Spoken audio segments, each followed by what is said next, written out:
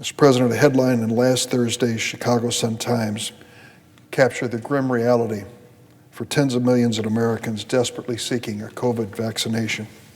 The headline read, "Looking for vaccine appointment at your pharmacy? Get ready for the Hunger Games." For those who don't know, The Hunger Games is a fictional book turned into a movie about a dystopian future where people are forced to fight one another to the death just to survive.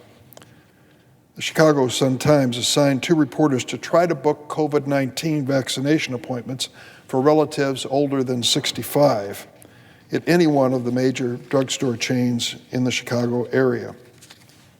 The results were discouraging. The websites were hard to navigate, appointments were scarce to non-existence, and even when they searched for appointments at pharmacies as far as 50 miles away, no luck. The reporter spoke to people who had gone online at 2 o'clock in the morning in the hopes of landing a coveted vaccination slot.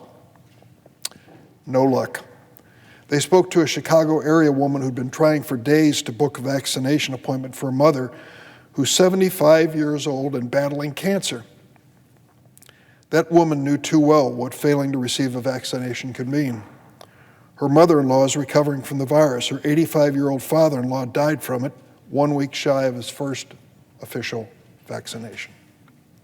After several frustrating days, she was finally able to book an appointment for her mother to get vaccinated. She's relieved for her mother. She's worried about others who are eligible but can't find a vaccination.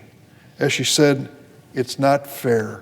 It's absolutely ridiculous." Earlier this week, Illinois administered its 1 millionth dose of COVID vaccine, an important milestone. But in my state and nearly every state, the process for distributing vaccines or getting shots in the arm still too limited, too slow, too confusing. Too many elderly and other eligible Americans are still scrambling to receive the vaccination. Let me say in defense of a state which I proudly represent, under Governor Pritzker, we have a pretty good record of vaccination rates. He's doing his best. And unfortunately, the supply is limited, and he needs more, and he certainly has plenty of people anxious for it. This isn't just a Chicago problem. It's a statewide problem. It's a nationwide problem. It reflects that while the Trump administration worked quickly to discover the vaccine, it failed to work with the states and implement a plan to vaccinate people.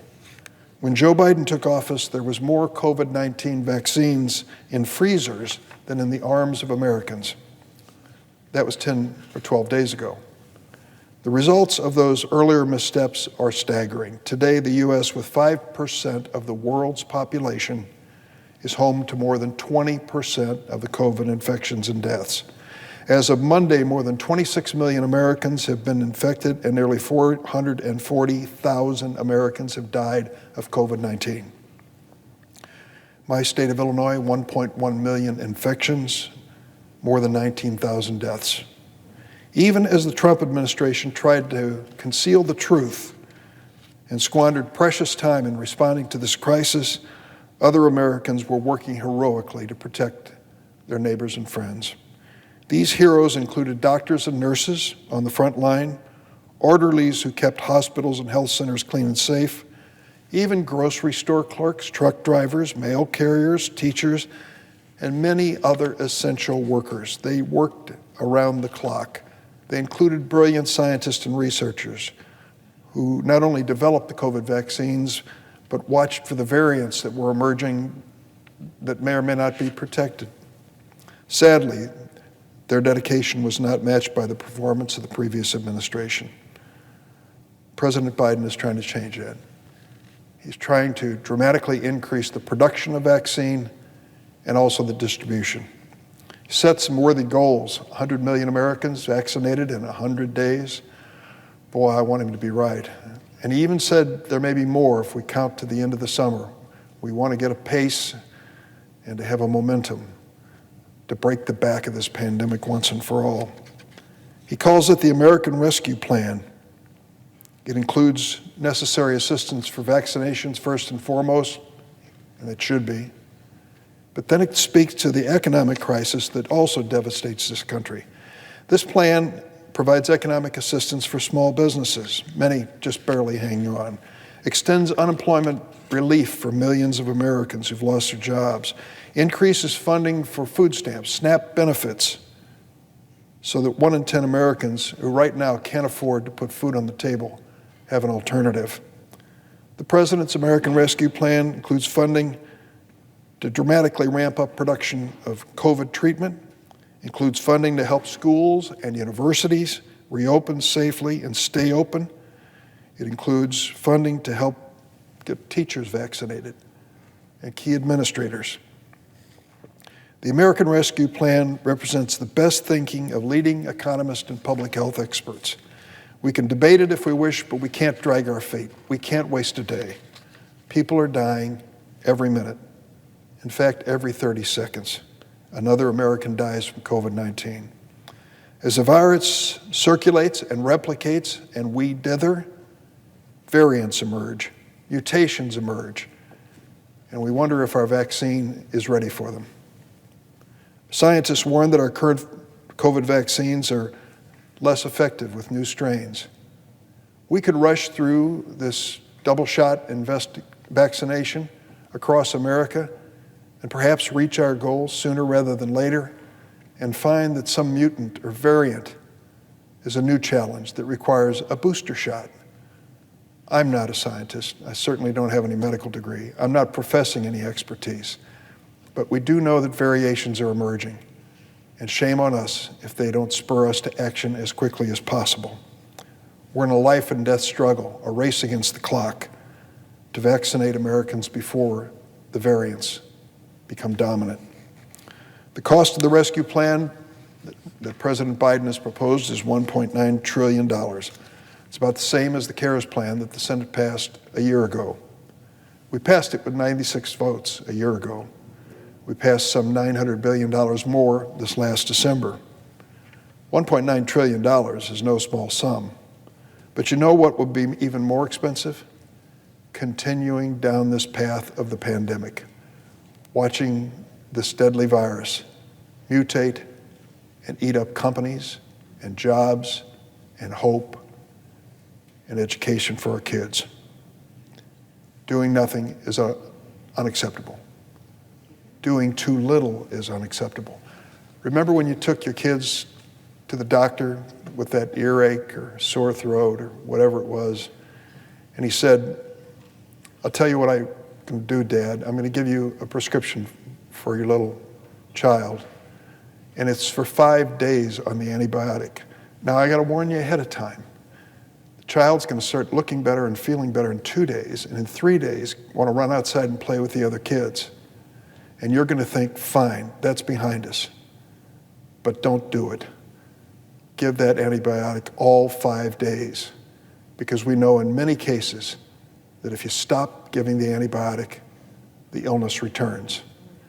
Similar situation faces with COVID-19.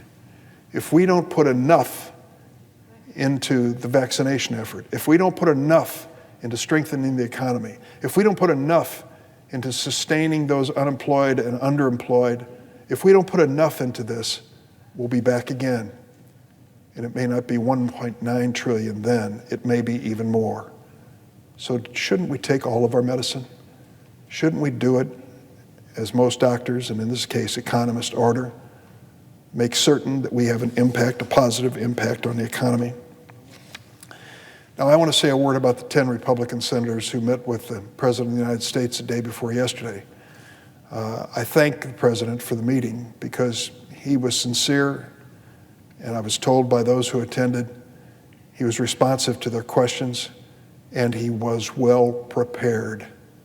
When they came in and started talking about the different programs and how much should be spent on each one Republican senator said, he had a sheet of paper in front of him with a few things written on it, and for 2 hours we kept an active conversation.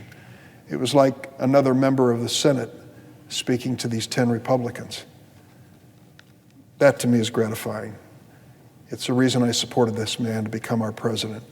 I knew he would be ready for the job and anxious to try to bring America back together. So the 10 Republicans who met with him have said they want to work on a bipartisan basis. Well, I know them.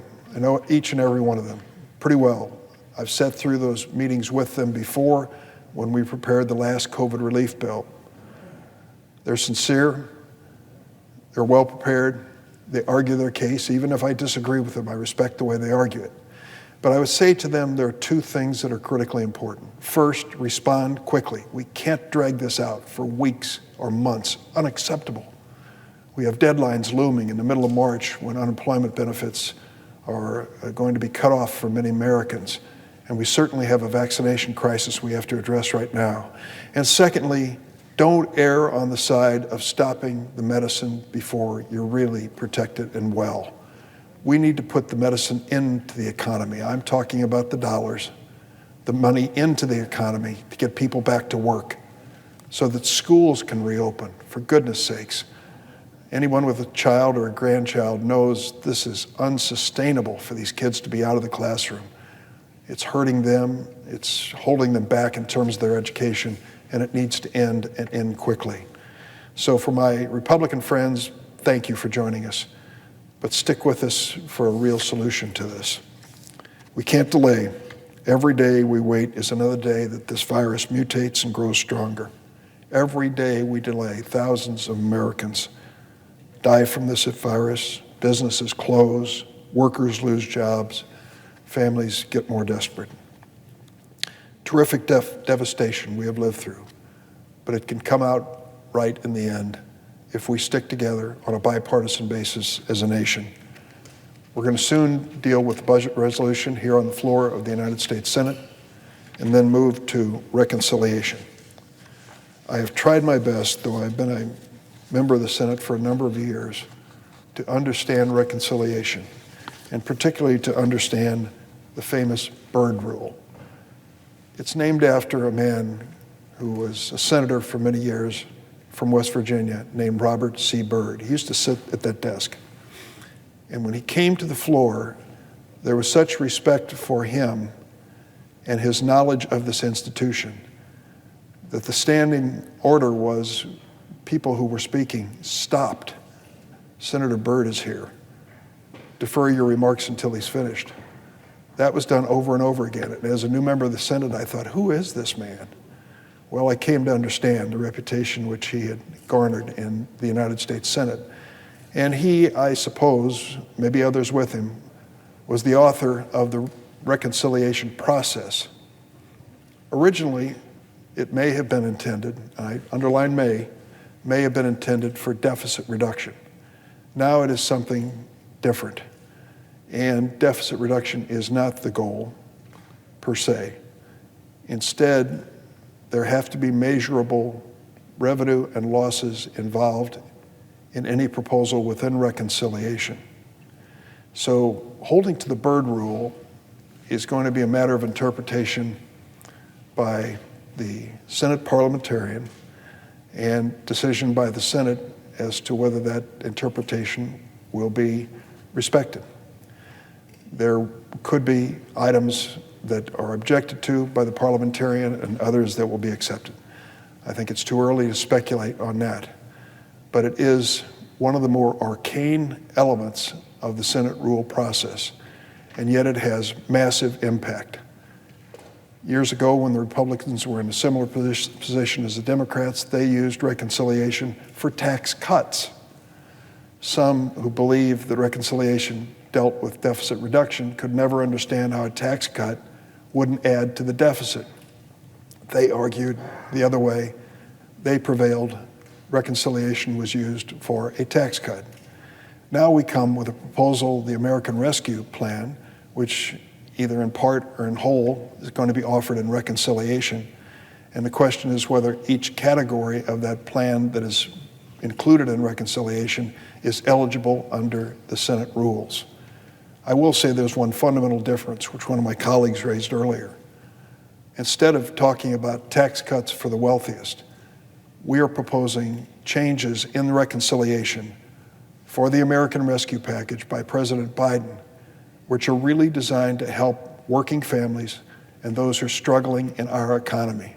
For instance, the tax changes that are proposed in the American Rescue Plan, if they're included in reconciliation, will include additional assistance to family with children, substantial tax relief and tax credits, refundable tax credits, to those in poverty raising children. We have economists who tell us that if the Biden proposal on these tax benefits for families with children are enacted into law, we will cut child poverty in half in America. Think about that. Dramatic change.